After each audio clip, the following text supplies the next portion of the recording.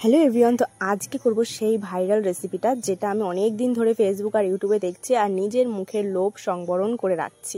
তো এটার নাম নাকি আলুর স্যুপ। তার জন্য দেখো আমি সন্ধ্যাবেলায় সব কিছু রেডি করে নিয়ে বসে পড়েছি। আলুটা সিদ্ধ করে নিয়েছি আর গরম অবস্থাতেই আমি এবার গ্লাসের পিছনটা দিয়ে ভালো করে থেতো করে নিচ্ছি। এটা ঠান্ডা হয়ে গেলে থেতো করলে কিন্তু একটু দানা মতন থেকে যেতে পারে। একদম পুরো মিহি করে আমি পেস্ট করে নিয়েছি। তারপর আবার একটু হাত দিয়েও করে নিচ্ছি যাতে কোনো দানা দানা থাকলে সেটা হাত দিয়ে ভালো করে পিষে নিচ্ছি। আর দিয়েছিলাম আমি এখানে দুটো আলু সিদ্ধ করেছিলাম মাঝারি সাইজের, আর তার মধ্যে আমি কিন্তু হাফ কাপ পরিমাণে ময়দা দিয়ে দিয়েছি। তো ময়দা দিয়ে ভালো করে একদম চটকে চটকে সুন্দর করে ডোটা কিন্তু তৈরি করতে হবে। ডোটাই হচ্ছে গিয়ে পারফেক্টভাবে করলে তাহলেই হচ্ছে গিয়ে মেইন জিনিসটা আর কি হবে। তো তার মধ্যে আমি পরিমাণ মতো একটু লবণও দিয়ে দিয়েছিলাম। আর দেখো আমি এবার একটু সয়াবিন তেল আর কি দিয়ে দিচ্ছি, সাদা তেল দিয়ে এবার একটু সুন্দর করে মাখিয়ে নিচ্ছি। তো তাহলে হাতেও আর ওরকম লেগে থাকবে না আর মাখাটা একদম পারফেক্ট হয়ে যাবে। একদম মানে নরম নরম করে সুন্দর করে কিন্তু মাখিয়ে নিয়েছি। এখন আর কোনো দানা দানা কিচ্ছু নেই। তো দেখতে পাচ্ছ আমার পুরো রেডি হয়ে গেছে। এই যে কতটা সফট হয়েছে।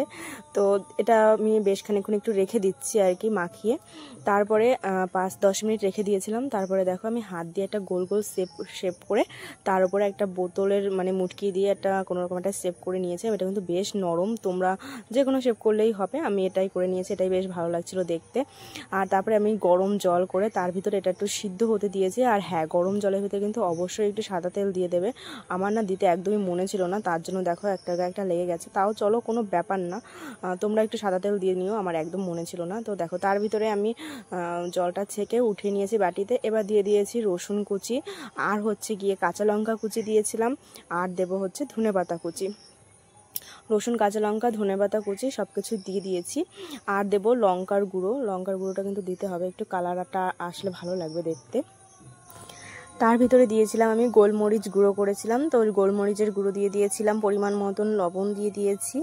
আর হচ্ছে গিয়ে একটু সাদা তেল গরম করে নিয়েছিলাম ভালো করে। তো সেই গরম তেলটাও কিন্তু এর ভিতরে দিয়ে দিয়েছি। আর এই তেলটা দেওয়ার সাথে সাথে ইনস্ট্যান্ট একটা যা গন্ধ বেরোচ্ছিলো না, কি বলবো, আমার তো মুখে একদম অলরেডি জল চলে এসছে। তো দেখো এবার দিয়ে আমি তেলটা দিয়ে একটু সুন্দর করে নাড়াচাড়া করে নিয়েছি। তারপরে মনে পড়লো আমি তো এর ভিতরে সস দিইনি। তো দেখো আমি এর ভিতরে টমেটো সস আর হচ্ছে চিলি সস দিয়ে দিয়েছি।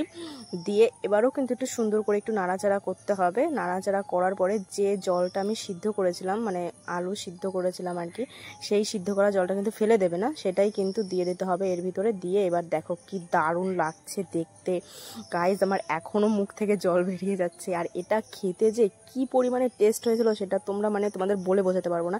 আর সব থেকে আমার বেশি ভালো লেগেছে এই স্যুপটা। এমনিতেই আমার স্যুপ ভালো লাগে বেশি, কিন্তু এই স্যুপটার একটা অন্য রকমই ফ্লেভার লাগছিল। তোমরা একবার করে দেখো, তারপরে বলতে পারো।